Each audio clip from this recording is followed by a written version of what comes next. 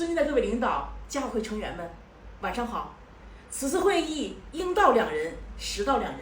下面我们的会议正式开始。时光荏苒，岁月如梭。综上所述，我们回归到今天家庭会议的主题：能否把空调降低到16度啊？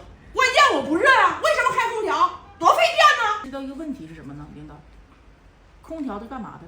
摆设不，空调是摆设。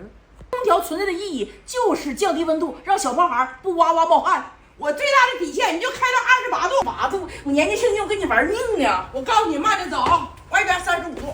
哎呀！